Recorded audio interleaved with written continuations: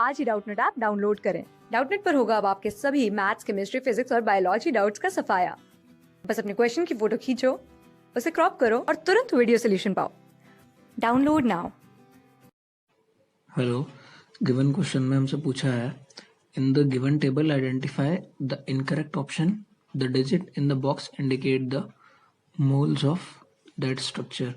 तो यहाँ पे हमें कुछ कंपाउंड्स दिए गए हैं, 4 कंपाउंड्स दिए गए हैं और इनके सामने बॉक्सेस में जो डिजिट्स लिखे हैं उनमें है कि HiO4 कितने कंज्यूम्ड हैं, HCOOH फॉर्म्ड कितने हैं और HCHO कितने बन रहे हैं जब हम इस कंपाउंड की रिएक्शन HiO4 के साथ कराएंगे।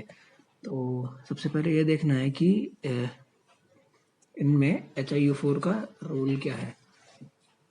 तो HiO4 जब इन कंपाउंड्स में कॉमन चीज़ क्या है कि आसपास वाले कार्बन्स पे जो है OH ग्रुप लगा हुआ है सभी में।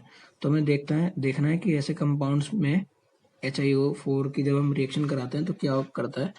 HiO4 बेसिकली क्लीवेज करता है, क्लीवेज ऑफ 1,2 डायोल्स। 1,2 डायोल्स मतलब आपस में जो एक के साथ एक जो डायोल्स जुड़े होते हैं उनका ये क्लीवेज करता है।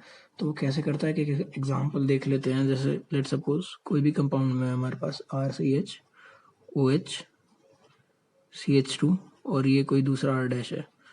तो जब हम HiO4 को इसके साथ रिएक्ट कराएंगे तो होगा क्या, ये यहाँ से टूटेगा, CH ये OH पहले से ही लगा था, एक OH और लग जाएगा, प्लस दूसरा जो कंपाउंड बनेगा हमारे पास वो होगा ये R डैश CH2OH लगा रहेगा और यहाँ पे एक और OH लग जाएगा।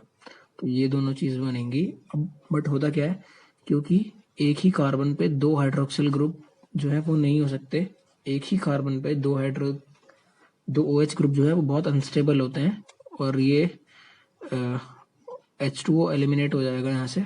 तो यहाँ पे क्या होगा, RCHO आ जाएगा, यहाँ पे भी R डैश CHO, पानी निकल जाएगा और RCHO बन जाएगा। तो ऐसे रिएक्शन होती है HiO4 की 1,2 डायोल्स में। तो अगर हम पहला कंपाउंड यहाँ पे देखें तो ये था पहला कंपाउंड। अगर हम देखें तो बना देता हूँ RCH2OH, उसके बाद CH पे एक OH लगा था, इसके बाद CH2 पे OH। तो ये हमारा पहला कंपाउंड था। तो यहाँ पे HiO4 अटैक रिएक्ट करेगा, यहाँ से भी क्लीवेज करेगा, तो मेरे 2 HiO4 लगेंगे इसमें। तो अगर यहाँ पे देखिए पहले क्या क्या बनेगा, CH2OH यहाँ पे पहले से ही लगा हुआ था, यहाँ पे एक OH लगेगा प्लस CHOH, यहाँ पे दोनों साइड OH लगेगा अब। और तीसरे में क्या होगा, तीसरे में CH2OH और एक OH और लगेगा। तो यहाँ से जब हम इन सब से पानी निकालेंगे H2O निकल जाएगा, क्योंकि एक कार्बन पे 2 हाइड्रोक्सिल ग्रुप जो है वो बहुत अनस्टेबल होते हैं। अनस्टेबल इसलिए होते हैं क्योंकि ये OH जो है हाइड्रोजन बॉन्डिंग बना लेगा और यहाँ पे कार्बन पे एंगल स्ट्रेन आता है, इसलिए 2 OH एक कार्बन पे जो है अनस्टेबल होते हैं। तो H2O निकल जाएगा। उसके बाद H2O निकल के यहाँ पे क्या बनेगा, HCHO, यहाँ पे HCOOH, ये निकल जाएगा और यहाँ पे H2O निकलेगा तो HCHO। तो मेरे पास 2 HiO4 हैं, उसके बाद एक HCOH है और 2 HCHO फॉर्म हो रहे हैं। तो हम ऑप्शन चेक करते हैं, 2 1 2 का ऑर्डर है, तो आंसर है 2 1 2। तो पहला तो करेक्ट है कि हाँ यही बनेगा जो दिया हुआ है। अगर हम दूसरा कंपाउंड बनाए यहाँ पे तो ये था RCH OH, CH, OH, CH, OH, फिर CH2 के साथ OH। तो इसमें HiO4 कहाँ कहाँ अटैक करेगा? एक यहाँ, यहाँ, फिर यहाँ, तो 3 ही जगह पे HiO4 लगेगा। तो मेरे 3 HiO4 जो है कंज्यूम होंगे इस रिएक्शन में, और जो प्रोडक्ट्स बनेंगे वो क्या होंगे? RCH, OH, OH प्लस, मैं लिख देता हूँ फर्स्ट, सेकेंड, थर्ड, फोर्थ, ये मेरा पहला कार्बन है। सेकेंड कार्बन पे क्या होगा? CH, OH, OH और OH, ये सेकेंड कार्बन है। थर्ड कार्बन पे भी सिमिलर होगा ये, सिमिलरली इसी तरह CH, OH, OH और ये OH, ये मेरा थर्ड कार्बन है। फोर्थ में क्या होगा? CH2, OH एक लगा हुआ है पहले से, एक और OH लगा देंगे, तो ये मेरा फोर्थ कार्बन है। तो इन सब में से जब हम वाटर निकालेंगे -H2O, तो हमारे पास क्या क्या बनेगा? RCHO प्लस, ये पहले कार्बन से मिलेगा हमें, दूसरे वाले कार्बन से क्या मिलेगा? ये पानी निकल जाएगा, तो HCOOH प्लस, इस वाले से भी HCOOH प्लस, लास्ट में हमें क्या मिलेगा? एक, जब यहाँ से वाटर निकलेगा तो ये वाटर निकल जाएगा, तो HCHO,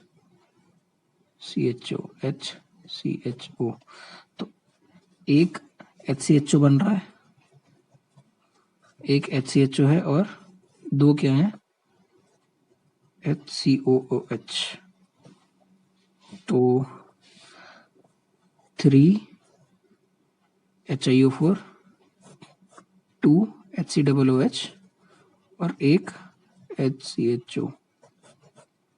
अब ऑप्शन से मैच कर लेते हैं, तो ऑप्शन में भी देखिए ऐसे ही है, 3, 2, 1, HCOOH 2 फॉर्म हो रहे हैं, HCHO 1 और HiO4 3 कंज्यूम हो रहे हैं।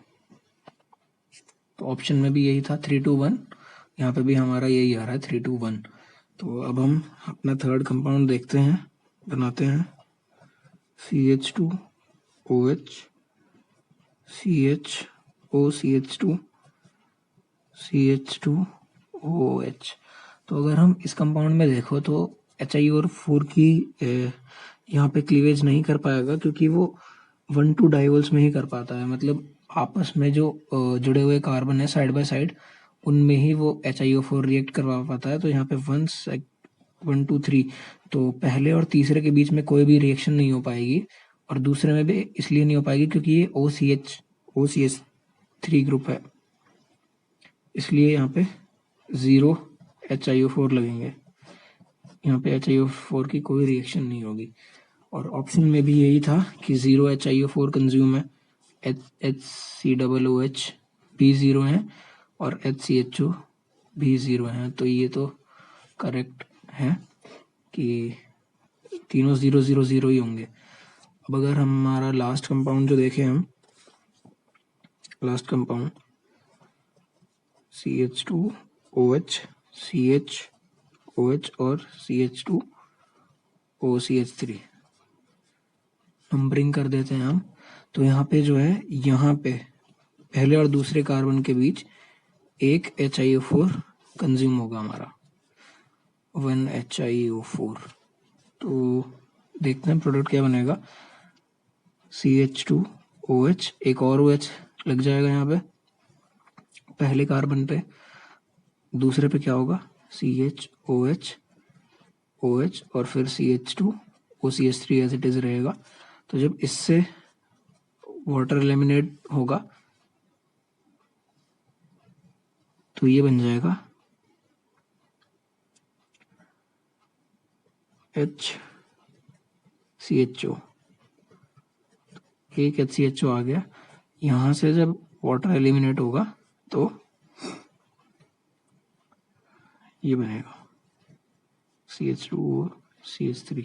तो इसमें जो है एक HiO4 है, 0 HCOOH है और एक HCHO है। तो हमारा ऑर्डर होना चाहिए 101।